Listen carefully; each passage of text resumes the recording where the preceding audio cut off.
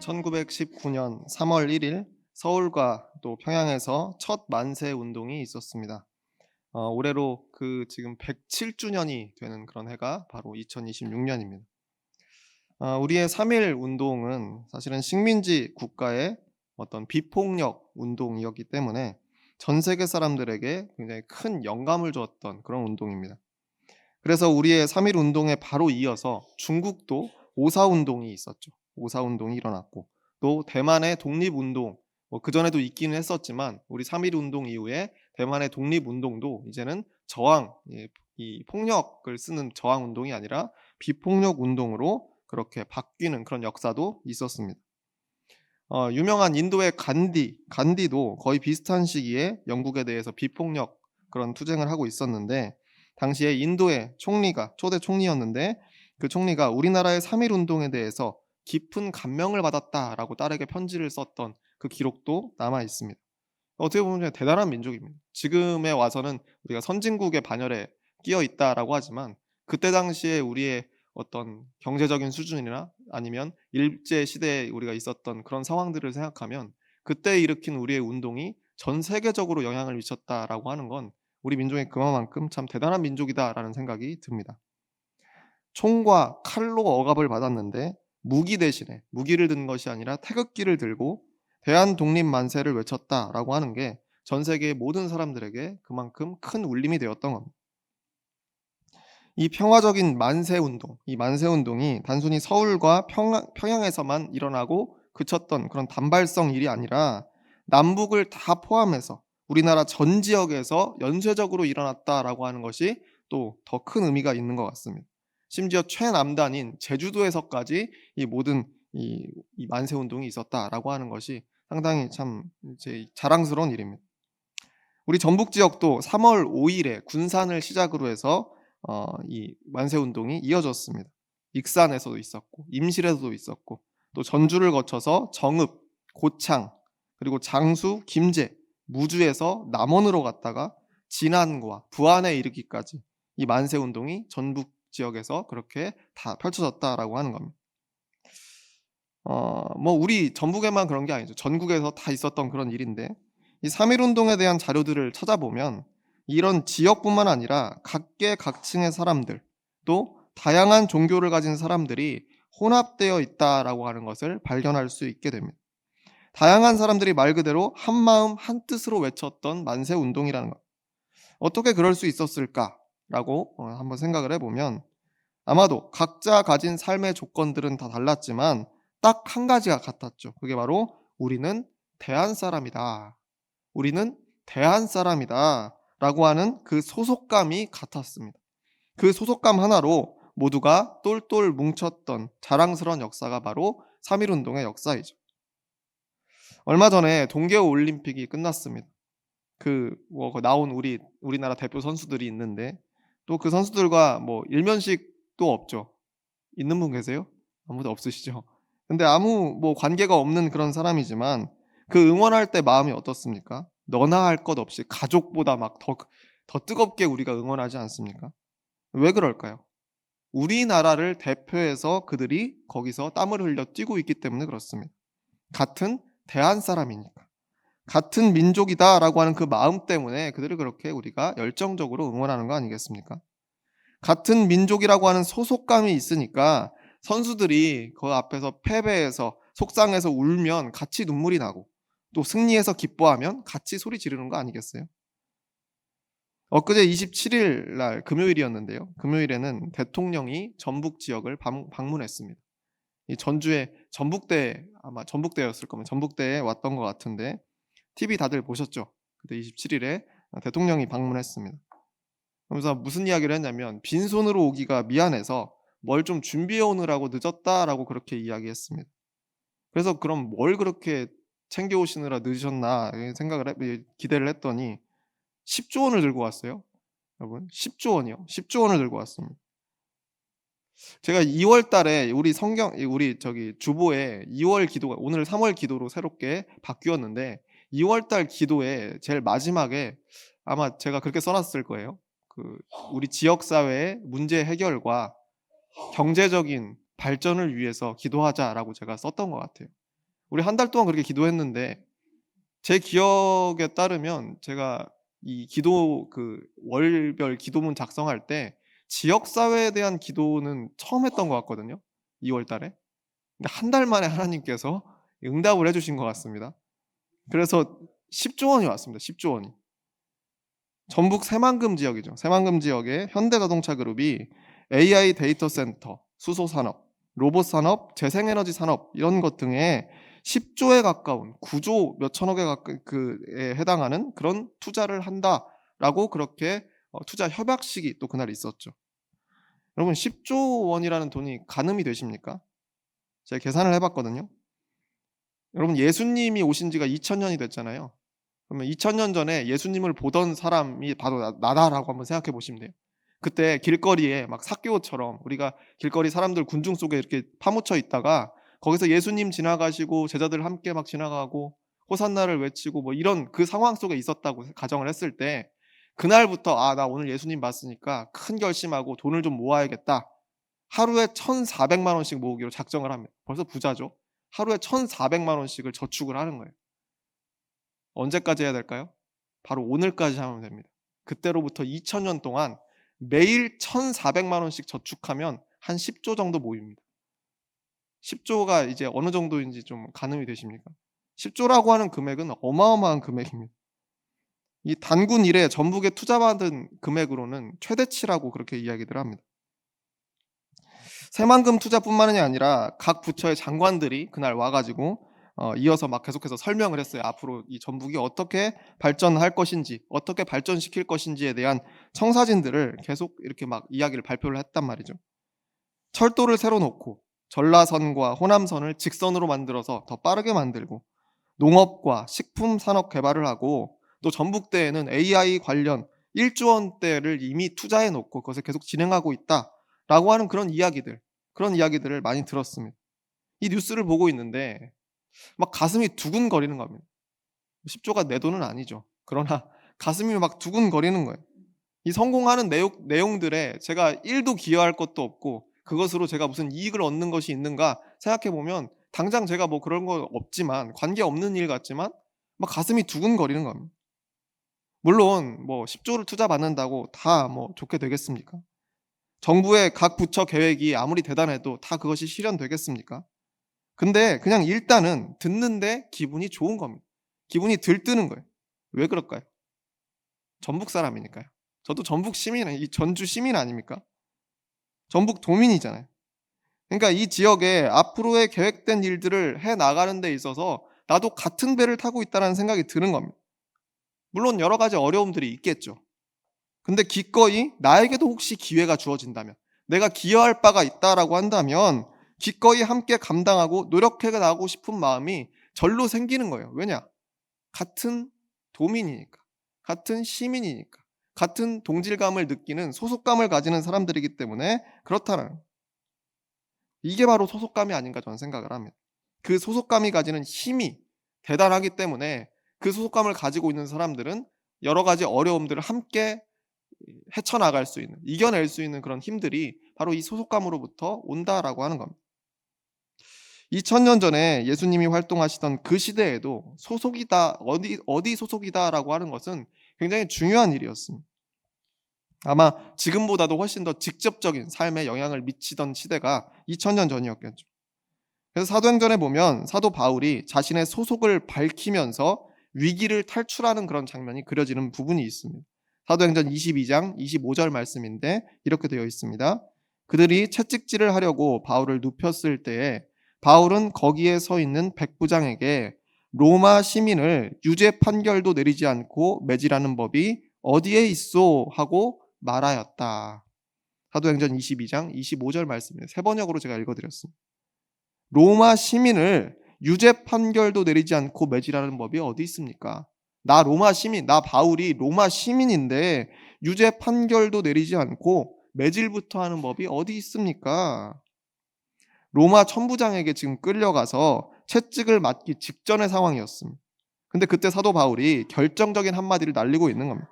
로마 시민인데, 내가 로마 시민인데 유죄 판결도 내리지 않고 매질하는 법이 어디 있습니까? 여기서 바울 자신이 정식 로마 시민이었다라고 하는 것을 밝히고 있는 겁니다. 로마 시민이라고 하는 것은 당시에 로마의 시민권을 가지고 있는 사람을 이야기합니다. 로마 시민권이 있는 사람은 로마 법에 따라서 정식 재판을 받을 권리가 있었습니다. 그러니까 재판을 통해서 정식 판결이 나기 전까지는 체벌받을 수도 없고 처형당할 수도 없다라고 하는 그런 이야기입니다.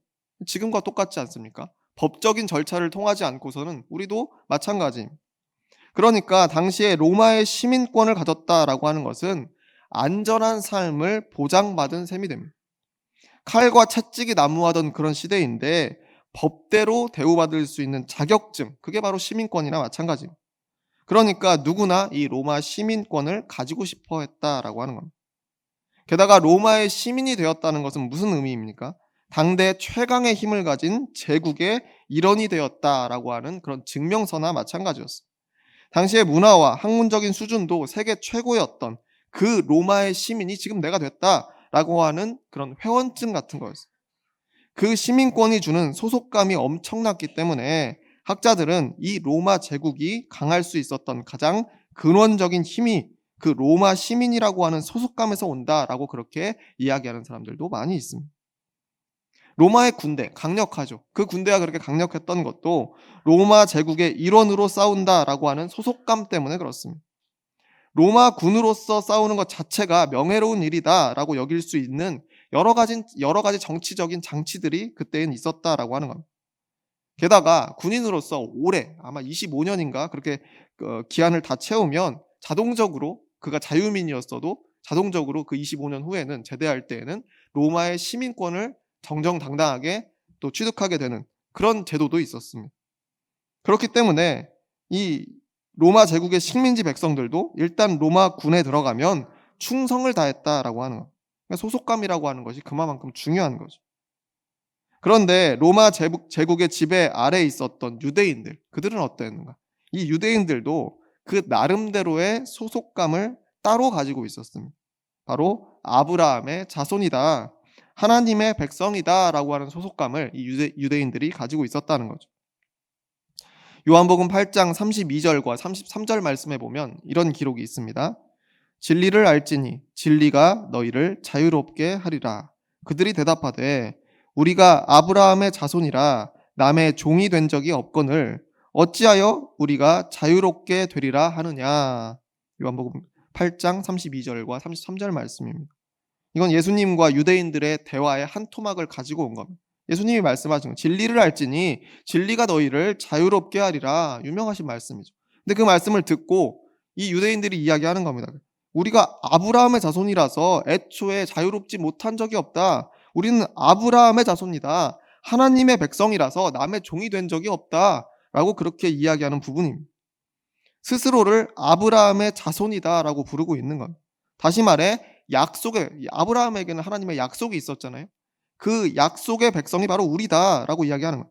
아브라함을 번성케 하시겠다는 그 약속을 이어받은 그 하나님의 백성이 바로 우리들이다라고 하는 그 소속감이 매우 강한 민족이 바로 유대인들이었다는 겁니다. 그 약속은 모세가 받은 계명 돌판으로 이어졌죠. 그래서 결국엔 그 율법이 되어서 이 율법이 유대인들에게는 서로의 소속을 확인하는 가장 중요한 조건이 되었던 겁니다. 마치 로마에게 로마 법이 있었던 것처럼 유대인들에게는 이 율법이 있어서 이 율법을 기준으로 모든 것을 판단하기 시작했다라고 하는 겁니다.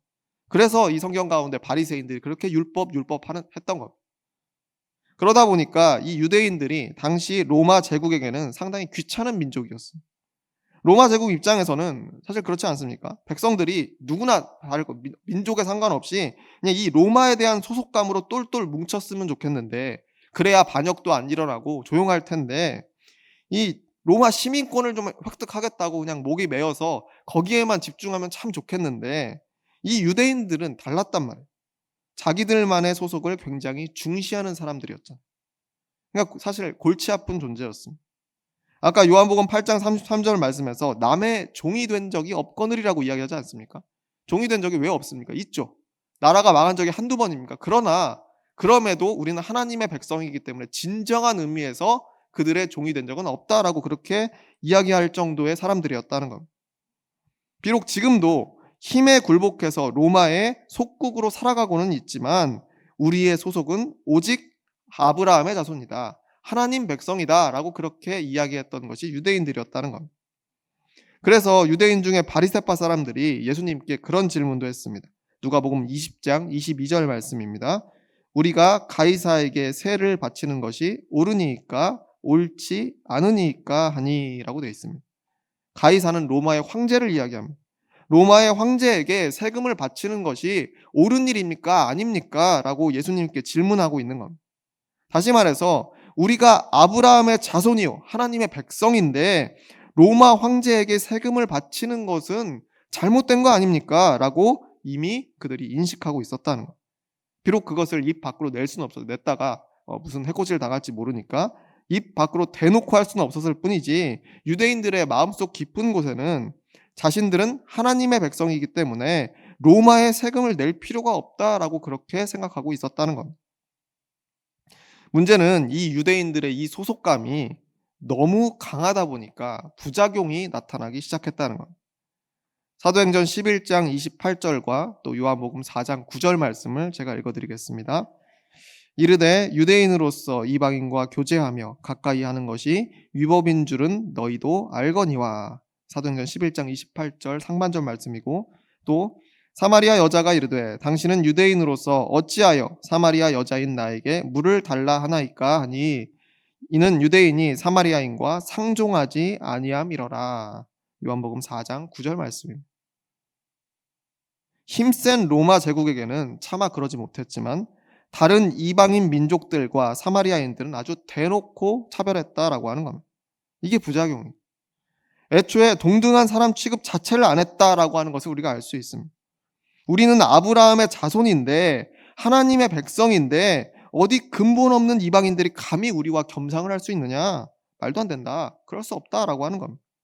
우리는 할례를 받아서 구별된 거룩한 사람들이고 율법을 달달 외우면서 매일 지키는 민족인데 할례도 받지 않고 율법도 모르고 살아온 이방인들과 차원이 다르다라고 그렇게 여겼다는 겁니다. 어쩌면 이 유대인들은 아브라함의 자손이다, 하나님의 백성이다라고 하는 거룩하고 고결할 수 있는 소속감을 선하게 사용하지 못했다는 것. 단지 민족 간의 우열을 가리는 천박한 용도로 전락시킨 것이 유대인들의 실수였다는 것. 그래서 아까 예수님께도 가이사에게 세를 바치는 것이 옳으니까 하는 어떻게 보면 수준 낮은 질문을 했다는 것. 물론 그것은 예수님을 모함하려는 목적도 가지고 있었지만 그런 질문 자체가 굉장히 수준이 떨어지는 질문이죠. 로마 시민에게 질 수 없지. 사실은 우리가 더 세다라고 하는 유치한 수준에 머물러 있는 질문 아니겠습니까? 여러분 생각해 보십시오. 로마의 시민권이 그렇게 대단하고 같은 시기에 또 다른 강대국이었던 페르시아, 그 페르시아의 시민권이 그만큼 대단하고 같은 시기 여기 아시아에 있어 우리 옆 나라였던 중국 한 나라의 시민권, 그 시민권을 편호제민이라고 하는데 그것이 아무리 대단했어도 아브라함의 자손인 것, 하나님의 백성으로서의 시민권이라고 하는 것과 비교가 되겠습니까? 애초에 차원이 다른 이야기 아닙니까? 비교할 수가 없는 이야기죠. 일개 한 나라의 시민권과 신의 영역에 소속되었다라고 하는 이 시민권이 어떻게 비교될 수 있겠습니까? 그런데 당시 유대인들은 자신들이 하나님 백성이라는 그 소속감, 그것에 너무 심취해서 겨우 그걸 가지고 로마와 기싸움을 하고 있었다라고 하는 겁니다. 그것도 대놓고는 이 용기가 없어서 무서워서 하지를 못하고 자기들끼리만 그렇게 쑥덕거렸다라고 하는 거예요. 그러면서도 율법으로 힘 약한 자기 민중들을 억압하거나 만만한 이방인들은 사람 취급도 안 하면서 지냈다라고 하는 거예요. 그러니까 결국 하나님 백성의 권위와 명예를 세속적인 수준으로 추락시켜버린 것이 유대인의 이런 실수였다라고 하는 겁니다. 그래서 하나님께서는 이 유대인들에게 예수 그리스도를 보내신 겁니다. 예수님이 사역을 처음 시작하시면서 선포하신 말씀이 마가복음 1장 15절에 나옵니다. 이렇게 되어 있습니다. 이르시되 때가 찼고 하나님의 나라가 가까이 왔으니 회개하고 복음을 믿으라 하시더라. 이것이 사역을 처음 시작하시던 예수님의 음성입니다. 너희 이전의 삶을 회개해라. 이제는 제대로 된 진리의 복음을 새로 배우고 믿으라 라고 하는 말씀을 예수님이 하셨다는 것. 또 마태복음 3장 8절에서 9절까지 말씀에서 예수님이 또 이렇게 말씀하셨습니다. 그러므로 회개에 합당한 열매를 맺고 속으로 아브라함이 우리 조상이라고 생각하지 말라. 내가 너희에게 이르노니 하나님이 능히 이 돌들로도 아브라함의 자손이 되게 하시리라. 마태복음 3장 8절에서 9절 말씀입니다. 예수님의 말씀이에요. 아브라함이 우리 조상이니까 라고 하는 이 생각 버리라는 겁니다. 너희가 생각하는 그런 저급한 수준에서의 아브라함의 자손이라고 한다면 여기 옆에 굴러다니는 저 흔한 돌들로도 언제든지 하나님께서는 아브라함의 자손을 만드실 수 있다. 이 말씀이 사실 유대인들에게는 상당히 뼈아픈 말씀이 되겠죠.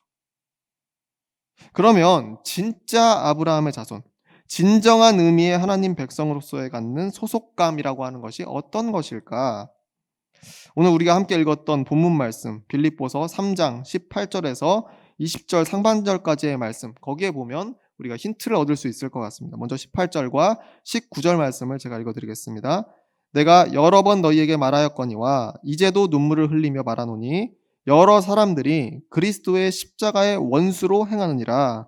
그들의 마침은 멸망이요 그들의 신은 배요 그 영광은 그들의 부끄러움에 있고 땅의 일을 생각하는 자라.